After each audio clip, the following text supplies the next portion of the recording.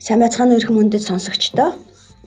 Монголын бүтээмжийн төвөөс Монгол Улсад бүтээмжийн хөдөлгөөн үүсч хөгжсөний 30 жилийн хойд зориулсан бүтээмж сурал подкастын маань ээлжид дугаар та бүхний сонирт хүрэхэд бэлэн боллоо. Тэгэхээр өнөөдрийн зочноор Монголын бүтээмжийн төвийн дэд захирал Батэлэг маань дахин оролцож байна. За өдрийн минь төргий. Сайн байцгаана өдрийн минь төргий. За тэгэхээр өнөөдөр бид нар чанарын менежментийн тогтолцоо, за чанарын удирдлагын тогтолцооч гэж ярьдаг тийм ээ. Энэ талаар ярих гэж байгаа. Тэгэхээр магадгүй зарим хүмүүс одоо би ч гэсэн энэ талаар ерөөсөө огт мэдэхгүй үедээ ISO гэсэн 3 үсэг. Тэгээ хажууд нь баахан тоо. Тэгээд нэг алт мөнгөн медаль шиг ийм одоо юм наацсан тийм ээ. Ийм юм ингээ харагдаад байдаг байгуулгын. Гэхдээ энийг авсны хэрэг юу байгаа юм бэ? Ямар давуу тал байгаа? Гэхдээ ер нь яагаад ийм юм заавал авах хэрэгтэй юм бэ гэдгээс хоёлаа эхэлж ярьсан нь зүйтэй гэж бодож байна. За тэгэхээр их чухал сэдвэлтэй чанарын менежментийн тогтолцоо гэдэг маань. Тэгэхээр бид нар чанарыг удирдах болох гээд байна гэсэн үг. Чанарыг удирдах тэр бүтэц тогтолцоог бий болгох.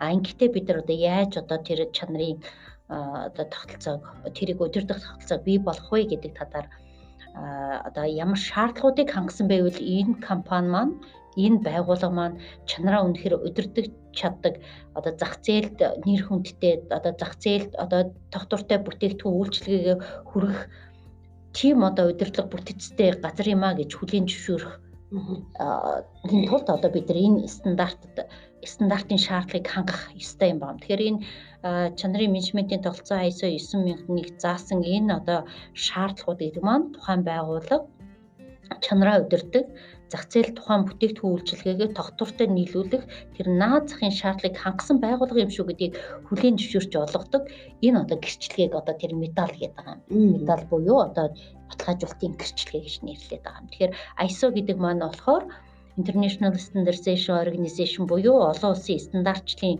одоо байгууллага гэж байгаа. Тэгэхээр энэ байгууллага маань бол анх одоо техникийн стандартуудыг, хэмжил зүйн стандартуудыг одоо гаргаж байсан.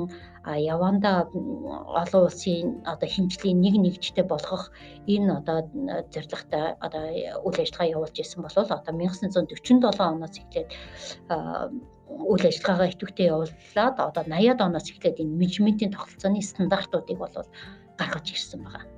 Тэгэхээр 84 онд анх ISO 9001 энэ чанарын менежментийн тогтолцооны анхны хувилбарууд бол гарч ирж байсан. Тэгэхээр энэ дээр бол олон улсын гишүүнчлэлттэй олон улсын стандартчлалын байгууллага техникийн хороонууд маань ажиллаад тухайн одоо улс орнуудад нийцсэн наад захын одоо шаардлагууд юу вэ? Тэр бүгдийг хилцэж нэгтгээд ингээд олон улсын стандартыг одоо гаргаж одоо бүх одоо газар нийтлэг хэрэгж болох үс ийм одоо стандартуудыг гаргаж хэвлэдэг юм байна. Тэрний нэг нь бол одоо байгууллагад одоо бүтэц менежментээ хамгийн зөвөр явуулах тогтвортой одоо хөгжлийг хангах энэ боломжийг олгох энэ одоо наад захын шаардлагуудыг хангасан гэдгийг харуулах энэ одоо бүлэг стандарт буюу чанарын менежментийн тогтолцооны стандартыг одоо бид нар маш олон байгууллагуудад бол хэрэглэдэг. Одоо дэлхий дээр бол бараг хэдэн сая байгууллага бол энэ стандартыг одоо үйл ажиллагаанд нэвтрүүлж хэрэгжилж бизнесийн амжилттай тогтвортой ингээд хэрэгжүүлж явах юм байна. Тэгэхээр нэг талдаа одоо тухайн байгууллагын одоо энэ тийм ээ ISO хэрэгжүүлсэн байгууллага нь байна гэдэг нь өөрөө тухайн байгууллагын нэр хүндийг бас зааж байгаа хэрэг гэж үзэж болох уу? Тэгэхээр тухайн ISO стандартыг хэрэгжүүлсэн байгууллага байна гэдэг маань одоо энэ байгууллага маань одоо наад захын шаардлага хангасан энэ бүтээгдэхүүн үйлчилгээгээ бид нар тогтвортой одоо хангаж өгөх ийм найдвартай газар юм шүү гэдгийг харуулж өгч байгаа ийм одоо зүйл юм байна. Тэгэхээр үнэхээр энэ стандартыг хэрэгжүүлээд ингээд үйл ажиллагаанд нэвтрүүлээд байгаа газар маань болохоор өөрөө цаашаа тасралтгүй сайжрах боломжийг бий болгоцсон гэдэг энэ үзэл баримтлал бол дотор нь байж байгаа. Тэгэхээр чанарын менежментийн тогтолцоо маань өөрөө 7 одоо гол зарчимтай байдаг. Тэрний нэг нь бол тасралтгүй одоо сайжруулалтын энэ зарчим байдаг. PDCA циклэр бол энэ стандартыг бол хэрэгжүүлдэг, нэвтрүүлдэг байгаа. Тэгэхээр энэ компани бол цаашид өсөж дэмжих ийм одоо хөгжлийн баримжаатай компани юм аа, байгууллага юм аа гэдгийг одоо хүлээн зөвшөөрч байгаа гэсэн үг л дээ. Ер нь бол. За тэгэхээр дэлхийд даяар тийм ээ одоо тийм үндсэн стандартыг боловсруулаад тогтоогоод за стандарт гэдэг бол яг жишээ тийм ээ.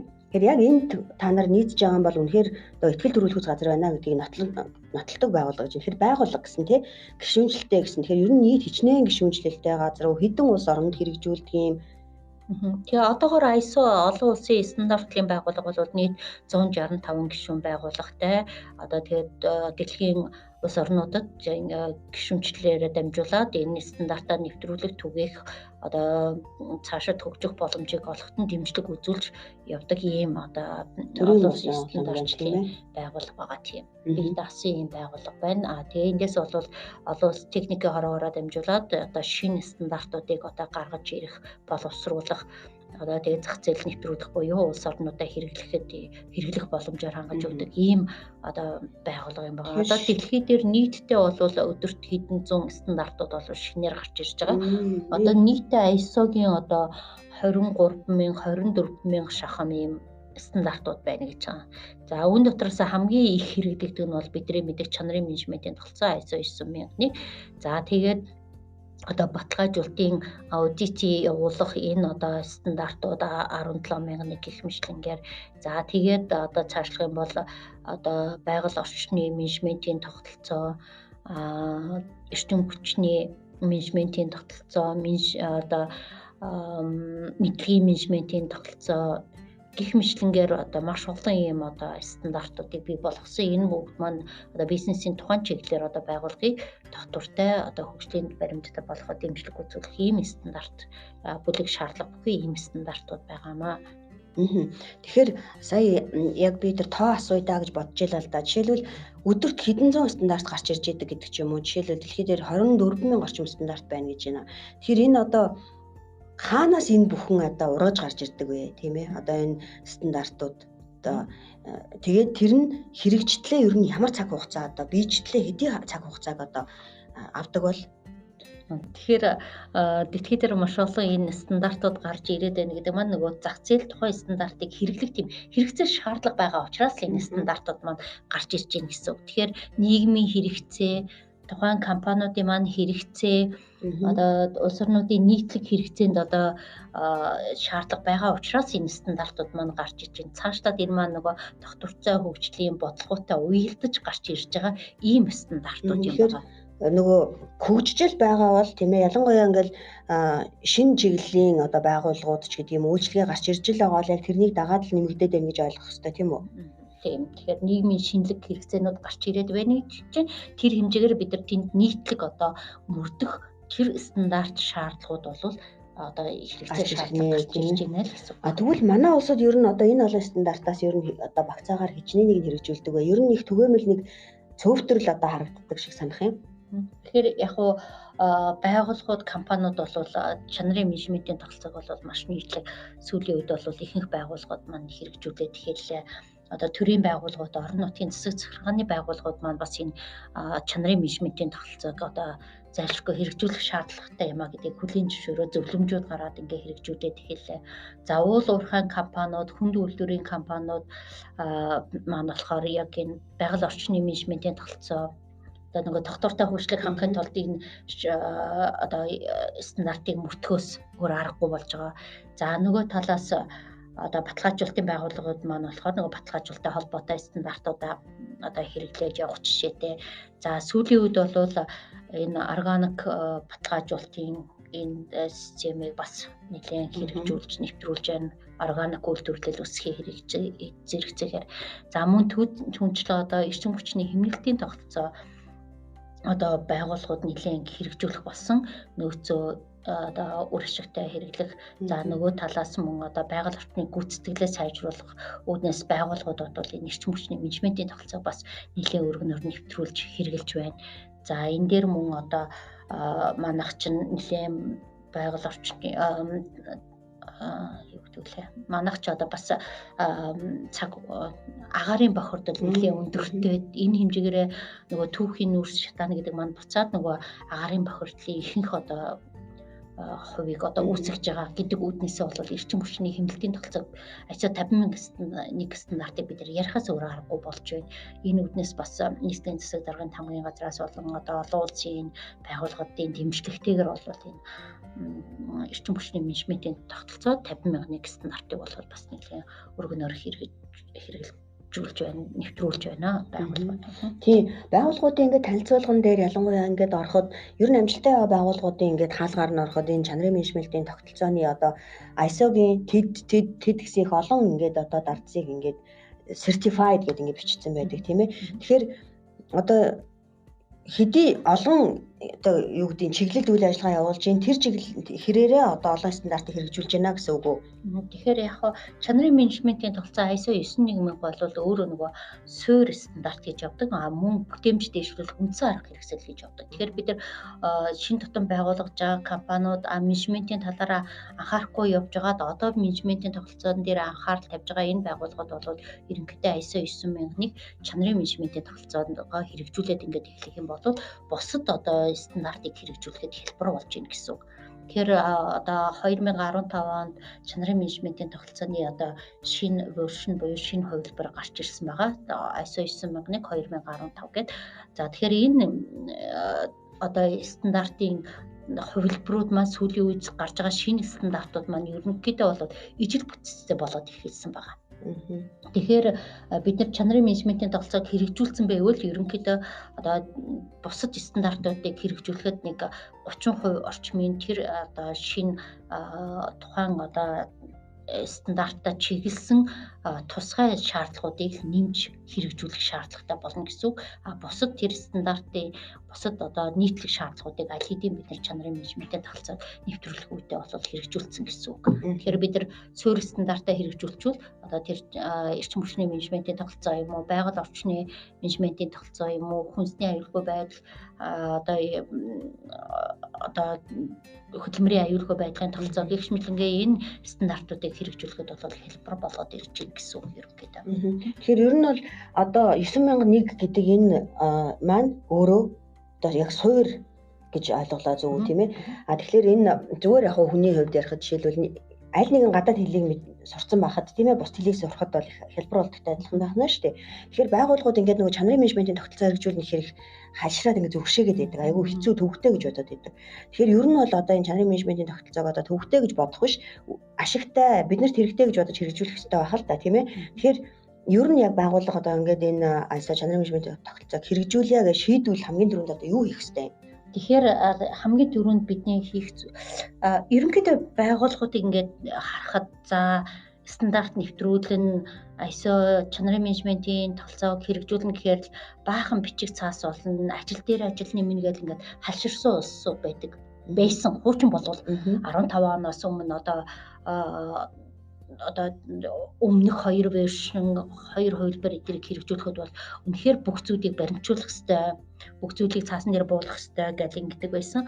Одоо бол сүүлийн 2015 хувилбар дээр бол энэ стандарт маань илүү нөгөө хөгжлийг авчрах тийм ээ илүү нөгөө амьд стандарт болж ирсэн. Бид нар бол энэ сүүлийн юунд бол их дуртай энэ стандартыг хэрэгжүүлэхэд. Тэгэхээр стандартыг ерөнхийдөө өмнө бол дандаа нөгөө баримтжуулах маш их бичиг цаасгээ ярьдаг гэсэн бол одоо стандарт маань илүү одоо сонирхолтой болсон учраас бид нар нөгөө эхлээд стандартаа ойлгох буюу тэр стандартын одоо гол үндсэн 7 зарчмаа мэдчих хэрэгтэй.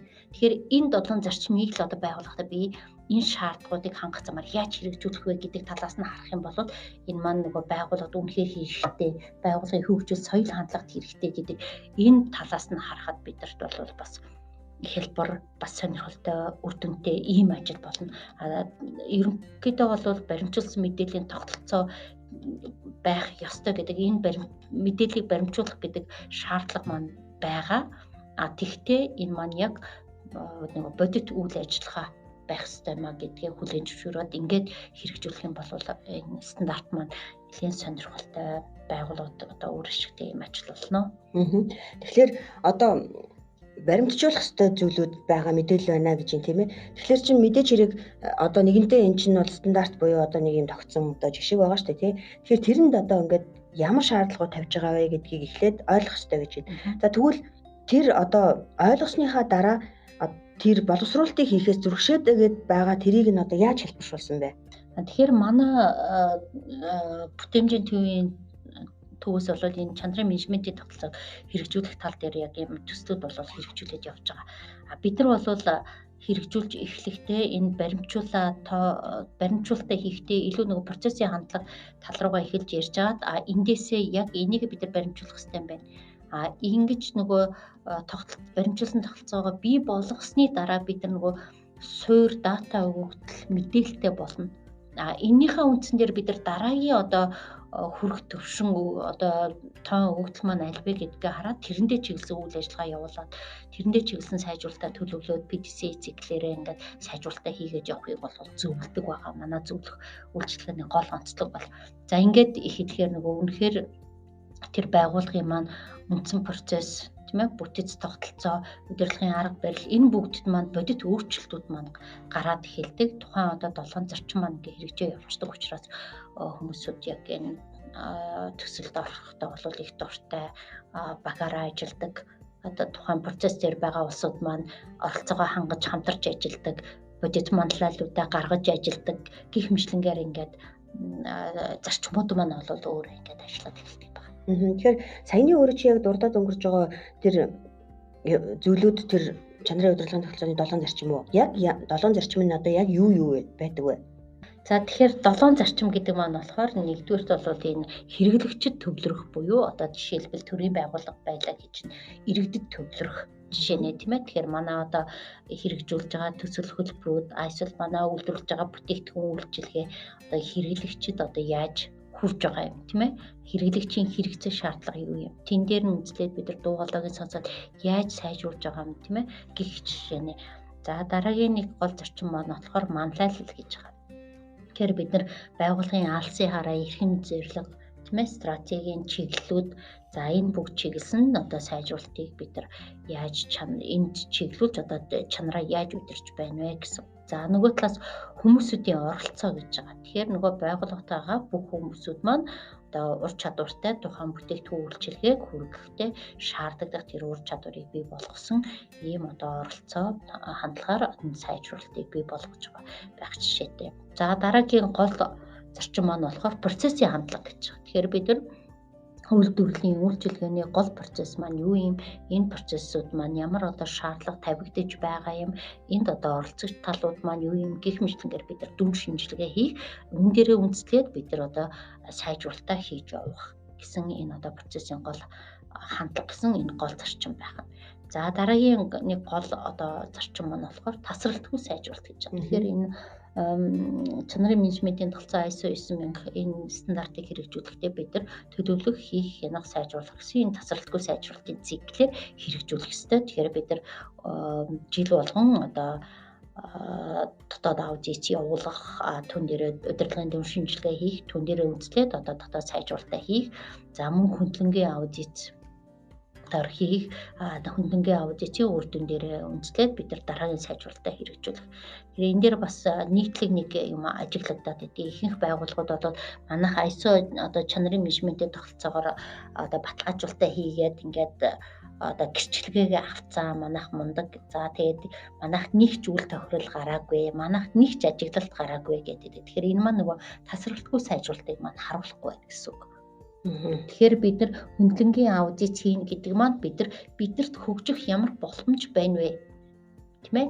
Үйл тохирол ч юм уу, ажиглалт ч юм уу ямар нэгэн тим юмыг гаргаж өгч байгаа бол бид нар тасралтгүй сайжруулалтыг маань зөвлөд өгч чинь гэсэн үг. Энэ дээр үндэслээд бид нар дараагийн сайжруулалтаа гаргаж иж байна. Ингэж чадаж байвал бид нар тэр нөгөө стандартын нөгөө тасралтгүй сайжруулалт маань хангагдаж байна гэсэн үг байх юм. За дараагийн нэг зарчим маань болохоор нөгөө нотлохонд суурилсан шийдвэр гаргалт буюу нөгөө баримтжуулсан мэдээлэл. Тэгэхээр бид нар баримтжуулна гэдэг маань өгөгдөг тоо мэдээлэл дээр үндэслээд одоо бид нар шийдвэр гаргах, дараагийн сайжруулалтаа төлөвлөх юм боломжтой. За тэгээ мөн харилцааны менежмент буюу ханган нийлүүлэгч, түншлэгч, оролцогч талууд за хэрэглэгч гэсэн энэ одоо бизнесийн оролцогч талуудтайгаа одоо яаж одоо чанарыг удирдахад оролцоо хангаж ажиллаж байна вэ гэдгийг харуулж байгаа ийм гол зарчмууд байдаг байна. За тэгэхээр 7 зарчим ингээд одоо сонсохоор жишээлбэл одоо ерөөсөө байгууллагын байнга хийдэг юмнууд л одоо явж байгаа шиг байх юм тийм үү. Тэгэхээр тэндээс ингээд хин нэгэн хүн гэдэг юм уу байгууллага одоо ингээд нэг айхтар зүрхшээх юм уу нь байхгүй юм шиг байна тийм ээ. Тэгэхээр энэ ерөөсөө энэ сайжруулалт, энэ одоо менежментийн энэ элементүүдийг бол ихэнх байгууллагууд хийдэг. Тэгтээ бид нар нөгөө яг энэ тогтолцоо талаас нь харах, системтэйгээр хэрэгжүүлэх энэ боломжийг зөвлөх үйлчилгээгээр ингэж авах боломжтой.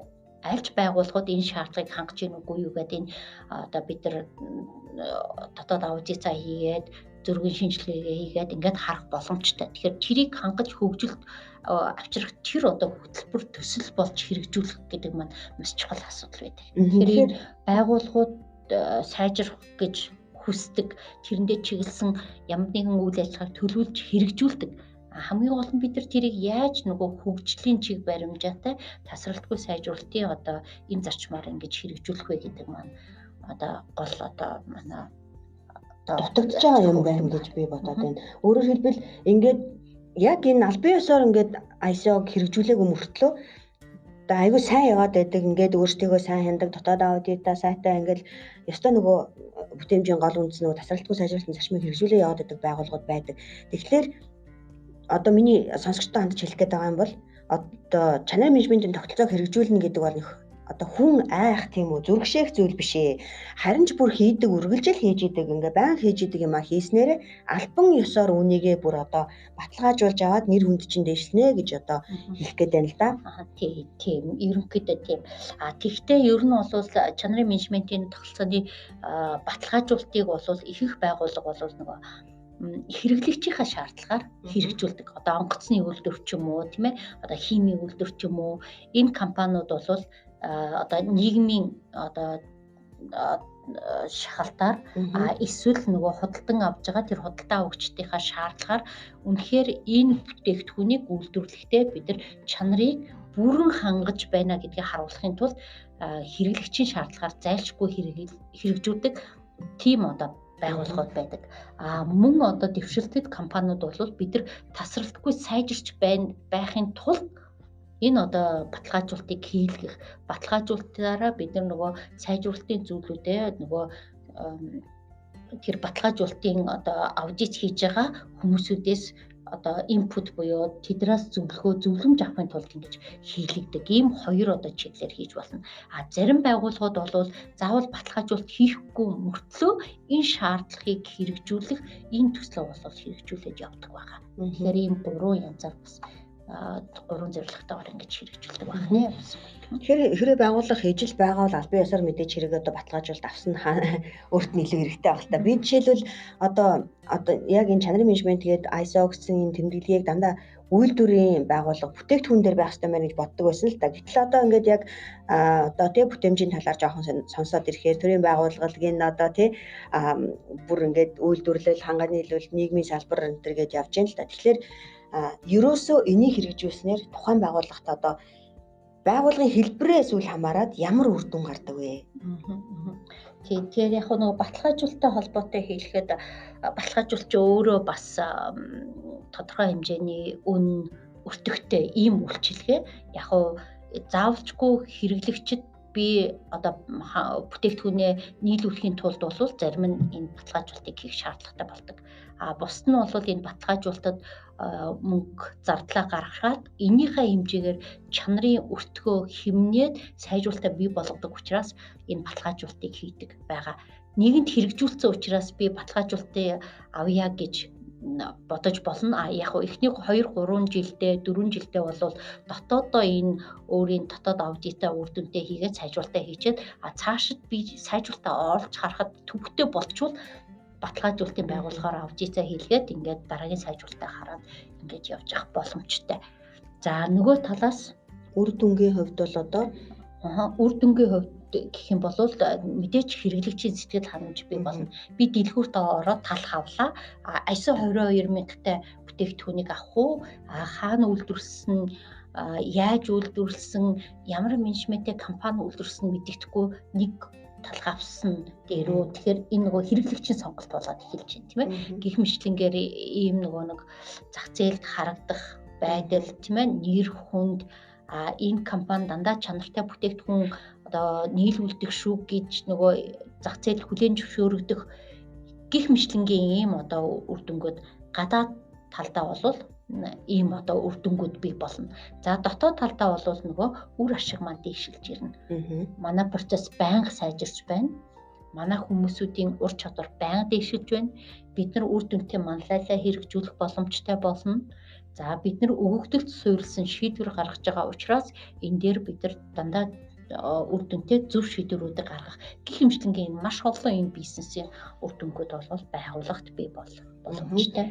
За тэгэхээр сая одоо өөрөө чи ярианы төгсгөлд тийм ээ одоо яг баталгаажуулалт одоо байгуулгаар олон улсын ISO-гоор хийлгэхээр зохих хэмжээний үнэ өртөгтэй гэж одоо сая хэллээ. Тэгэхээр ер нь бол магадгүй одоо хэлсний чинь дагуу ингээ 3-4 жил дотоодод аудитаар явж байгаад өөрсдөө тий одоо сайжруулалтаа олж харахаа болоод за ер нь л нэг ISO-гоор хийлгэе даа гэж шийдчихлээ. Гэхэд ер нь тухайн байгууллагт хэр зэрэг зардал гардаг. Тэгэхээр баталгаажуулалтын байгууллага маань бас харьцангуй үн өртөг янз бүр байгаа. За мэдээж манай одоо төрийн агентлаг стандарт хэмжилтийн төв эсвэл одоо дотоодын баталгаажуулалтын байгууллага гэдгээр хэрэглэхүүл өртөг мэдээж харьцангуй гайгүй. Тэгээд эхний удаадаа бол бас дотоодоо өртөг гайгүй ийм газруудаараа хийлгээд одоо сайжруулалтаа хийсний дараа олон улсын түвшинд бас ямар байдгийм бэ гэдгийг үзээд олон улсын ийм стандартчлалын баталгаажуулалтын байгууллагуудаар бас ингээд баталгаажуулалтаа хийгээд явах боломжтой. Тэгснээрээ мэдээж хэрэг одоо гадаадад одоо бүтээгдэхүүнээ импортлох ч юм уу тийм зорилготой газрын хувьд бол мэдээж хэрэг олон улсын түвшинд одоо гарахыг зорино тийм ээ. Тэгэхээр үнэхээр олон гадаадад бүтээгдэхүүнээ нийлүүлдэг компаниудад бас ханган нийлүүлэгчтэй тавьдаг шаардлагын дагуу тухайн худалдаа авагчид болоод одоо тэр баталгаажуулалтын байгууллагаар хийлгээрээ нөгөө accreditation body маань одоо хаанах бай нөгөө итгэмжлэлийн байгууллага маань хаана байна уу тэр итгэмжлэлийн байгууллагт одоо бүртгэлтэй энэ баталгаажуулалтын байгууллагаар хийлгээрээ гэсэн ийм тодорхой одоо шаардлагуудыг бас худалдаа авагч нар тавьдаг. Тэгэхээр худалдаа авагч нь одоо аль баталгаажуулалтын байгууллагыг хүлээн зөвшөөрж чинь тэр газраар нь мөн баталгаажуулалтаа хийлгээд явсан зүйтэй. Тэгэхээр одоо юмыг яаж мэдгүй ер нь бол одоо баталгаажуулалт хийлгий даа гэж бодсон газрууд сонсч иж магадгүй юм л да. Тэгэхээр одоо тасралтгүй ингээд сайжруулж байгаа тий ер нь чанарын менежментийн тогтолцоог аль биесээр нэг баталгаажуулаад авъя гэж байгаа газар ер нь одоо жишээлбэл хаана хандвал тийм ээ сая өөрөө хэллээ тийм үү одоо чиглэлийн одоо газар хандах уу эсвэл Монгол улсад ганцхан стандарт хэмжээний газарт эхэлж хандах уу эсвэл бүтээн хэмжээний төвд хандах уу хаана ер нь төрүүлж хандах хэвээр. Яг 9000 одоо ISO 9000 яг ISO 9000-ныгээр бас дотоодын хэд хэдэн компаниуд баталгаажуулалт хийж байгаа. Стандарт хэмжилтийн төв маань тэр баталгаажуулалтын байгууллага маань бас IACAR итгэмжлэгцийн байгууллага маань бас баталгаажуулалтаа хийгээ явж байгаа. Тэгэхээр тухайн байгууллагын өөрсдийнх нь сонголт уу тийм ээ. За тэгэхээр байгаа газруудаа одоо яг нөгөө баталгаажуулалт хийдэг газрууд тийм газар байна гэдгийг судлаад энийг сонгоё гэх юм байна тийм үү? Мөн итгэмжлэлийн байгууллагын бас харж болно. Тэгэхээр ямар зорилготойгоор одоо ямар шаардлагаар хэрэгжүүлэх гэж байгаа вэ тэрнээс шалтгаалаад баталгаажуулалтын байгууллага сонгоно гэсэн үг. За тэгэхээр бүтээмжийн төвийн хувьд жишээлбэл яг одоо энэ чанарын менежментийн тогтолцоог хэрэгжүүлэх гэж байгаа байгууллагад одоо сургалт хийх ч юм уу зөвлөгөө өгөх ямар боломж вэ? Тэгэхээр манайх бол одоо Азийн бүтээмжийн байгууллагатай хамтраад 2006 оноос хойш бол энэ чанарын менежментийн тогтолцоогоор зөвлөх үйлчилгээ өгч явж ирсэн. Маш туршлагатай олон улсад хэрэгэлсэн юм одоо яг бүтээмжийг дээшлүүлэх үндсэн арга хэрэгсэл гэдэг үүднээс нь одоо энэ хэрэгжүүлэлт дээр нь бол зөвлөгөө өгөөд явдаг. Дотоод аудитын сургалтыг хийн одоо за мөн дотоод аудит хийхтэн чиглүүлэг өгнө гэх мэтлэнгээр төсөл эхлэхээс дуусах хүртэлх энэ үйл ажиллагаанд нь бол хамтарч багтаад ажиллаад ингээд аудит үрдэгүүдийг гаргаж ажилладаг байгаа. За мөн одоо жижиг дунд үйлдвэрүүдэд сүүлийн үед Европын цэргийн бас бол хөгжлийн банкны санхүүжилтээр дэмжлэгээр бас энэ зөвлөх үйлчилгээгээ үзүүлээд явж байна.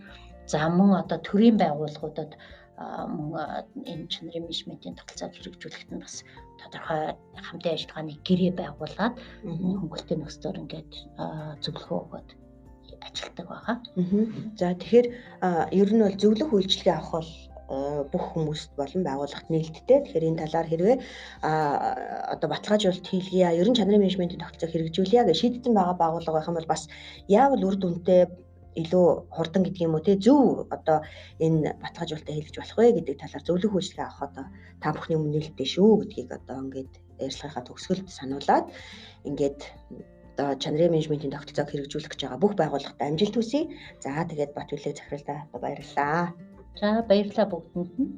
За ингээд олон одоо мэрэгсэн одоо чанартай байгууллагууд олноороо төрөх болтугай гэж одоо ерөөй ингээд сонсогч та бүхэндээ баярлалаа. Дараагийн нэвтрүүлэг хүртэл одоо түр баяртай.